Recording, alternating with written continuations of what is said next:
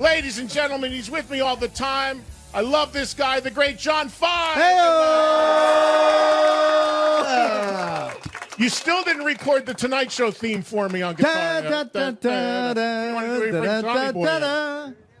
How's that? Now, wait a minute. We're going to get to now. Let me go around the horn and invite and announce the rest of the guests here. I was not joking when I said earlier that you probably can't name a record or a band this guy has not played on. The great Kenny Aronoff, ladies and gentlemen. Thank you. And he still looks like he's 25, for God's sakes. I don't know what the hell he's doing over there. And this, when we talk about history, this guy, I mean, I don't even can begin to tell you how far we go back. To the beginning for me was when I met him when he was the bass player in this band that was trying to make it out of New York City called White Lion, of course. And since then, he's played with a bunch of people from David Lee Roth to Megadeth to Black Label Society to Pride and Glory. And with Kenny, currently plays in John Fogerty's band. The rhythm section is complete right here. The great J-Lo, James Lomenzo, everybody. J-Lo. Say hello, James. Ace Frehley, dude. Ace Frehley. I got you that gig, didn't I? You did, actually. And I forgot. Eddie got me that gig. I was slumming in Brooklyn after White Lion for a while, and he calls me up at my parents' house. I was at my parents' house visiting, and Eddie goes, "What are you doing?" I said, "Well, just kicking back, man." He goes, "Well, Ace needs a bass player. You want to do it?" And I was like, "Yes, please." How long did you stay in Ace's band? For the whole summer, because right after that, I got together with Zach out here, and we started the Pride and Glory band. Pride and Glory, right? Pride and Glory. Yeah, great stuff, man. Well, I have so many memories, so much great history with James. It's so great to see you, man.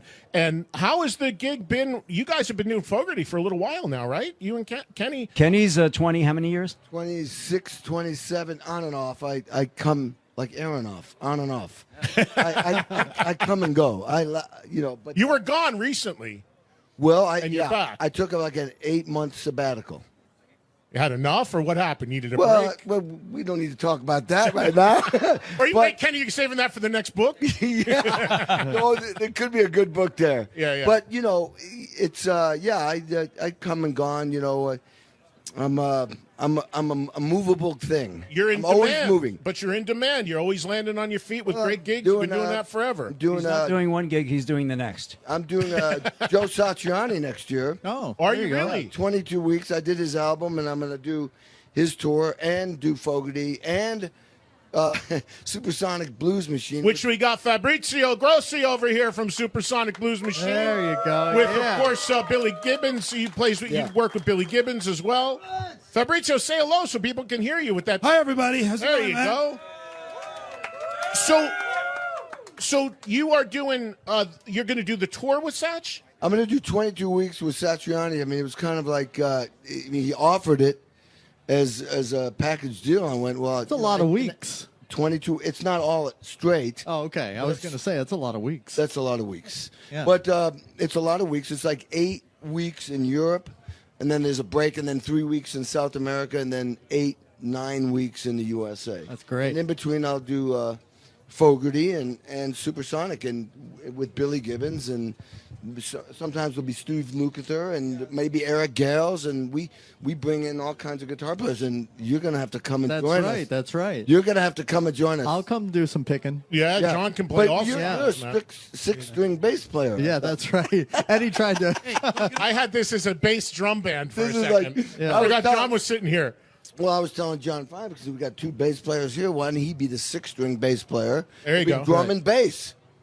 Why Big- not? Call it Big Bottom. Exactly, after the Spinal Tap tune. That's That would be right. great. James, how long have you have in with Fogerty now? 6 years now. How much fun is it playing those songs? man? Unbelievable. I never get tired of it, dude. I got to tell you. I mean, we play the song like, we'll go on tour for a couple of months. So I come back from Europe, right? And I'll go home and I'll be driving to the car wash or whatever. And one of those songs will come on, and God damn it, I just fucking reach over there and turn the thing way The up best. and never get sick of that music. It's unbelievable, and it's better than it's ever been. And the core is definitely, in my opinion, is John, me, and James. When you get that serious rhythm section locked down, I'm like watching John and feeling John like I'm Einstein, and just studying this guy, understanding where his head's at, and playing what I know, but adapting to where he's at. James is studying me like a mofo, and the three of us have this golden triangle, and it just is the core of what makes Creedence songs and John Fogerty songs work. And it's better than it's ever been. It's a good rock band, dude. I'll tell you what. And John is like at 70. How old is he now? 74, going to be 75. Freakish. Unbelievable. It's freakish It's what he unbelievable. looks like. And he looks amazing. It looks Yeah. amazing. No, It check this out. sounds amazing. Original keys he's singing in. Yeah, Yeah, he it's doesn't. crazy. Original. Keys of nothing. It's him and McCartney are the only guys singing in original key. I got a funny John Fogerty story. I'm walking on a plane and getting on a plane going from New York to LA and walking on and getting all my stuff together. I'm a mess. Someone goes, "Hey, John 5," and I look and it's John Fogerty. I'm like, "Hey, John Whoa, Fogerty." I know. that's cool to be- I was like, "Hey, that's Fogerty pretty cool." knows He's a fan of good guitar Yeah, players. he's a guitar That's a compliment to you. Oh, big it's time. so great. I Big, love that he guy. studied you. Yeah. He knows your name. He studied you. Yeah, I Somebody love him. told me, and tell me if this is true, and I'd love to talk to John one day, but is it true? Somebody told me that John Fogerty is really into metal, like extreme metal. Is that true or is that a rumor? I haven't heard that. I haven't heard that. Messing with me though. I haven't heard that. that. It was like he was But was I'll tell into you- like I'll tell you. I mean, he's the guy. Look, when I got asked to do his Blue Moon Swamp record, okay, what I found out was he spent 5 years practicing, 5 hours a day, God, I love it. and studying and writing to get back into his career. I was the 30th drummer after 5 years of recording. So that I was at the end of 10 years. I was the 30th drummer. This guy is totally locked into what's going on. Wow. He is a student of music. He still practices like 5 hours a day. He wakes up early in the morning and just practices. That's amazing. amazing. James, in all the gigs you've had since White Lion, whether it was Megadeth or Roth or Ace or now with Fogerty, do you ever get people out there yelling, "Wait, wait, Yeah, that's actually my name, my middle name, wait"? James Waite Lomenzo. And But I do you, love it, dude. you That's still fine. get a lot of White Lion love out there, I'm sure, I gotta right? tell you know what? We're sitting right here, and I got to tell you, because I'm sitting here looking at that little plank on the wall. Do you know that plank is responsible for me getting back into White Lion? No, tell that story. We love the rainbow story, so All give right, us. so the rainbow story is this. Okay, so I moved out to California. I can tie it all. I moved out to California in 1983, I think it is, right? I finished up with the Bobby Rondinelli Band. The day before I leave to come out here to California, the guys from Lemoore, I used to go there all the time. George and what was George? Said you should actually come see White Lion. They need a bass player, and we think you'd be great. We saw you play with Bobby Rondinelli and his band, and we think you'd be great. So I went down and saw the band, and I sat there. Like Lemoore was a place that held about 2,000 people, and they had a great stage. It was a really good place to see rock bands back then. And so I watched White Lion, and you know the place was filled, and I think that's a good sign. They come out, and I'm looking, and I'm going, oh my God, they're like kind of like Van Halen, you know, and like I Yeah. thought to myself. Not that they weren't as good as Van Halen, but I thought there's already a Van Halen. Like, where are they going to go? What are they going to do? You know. So I walked out that night and I said, they're really good. Thanks for the offer. I'm just going to go with my plan. I'm going to L.A. I become a motorcycle messenger. I'll condense this whole thing. And one morning on the way to work, I get into a motorcycle accident. Stupid thing. 5 mile an hour. Some guy pulls out of a line. Either way, my bike is totally totaled. My knee's a little cut up. And I was staying at my cousin's apartment at the time, right up the block from the whiskey. So I did what any self-respecting heavy metal guy would do. I got my crutches and walked down to the Rainbow to see if I could find some place to live.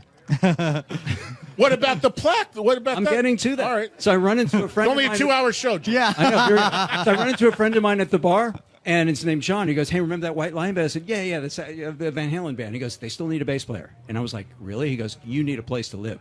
So I came out, and I made a phone call that night, and they had me on a plane that week. And I went and had an audition with Mike and Vito, and I thought they were much better than Van Halen at that point because they had these songs that like were real pop songs. And Yeah. Vito could play in that style. Right.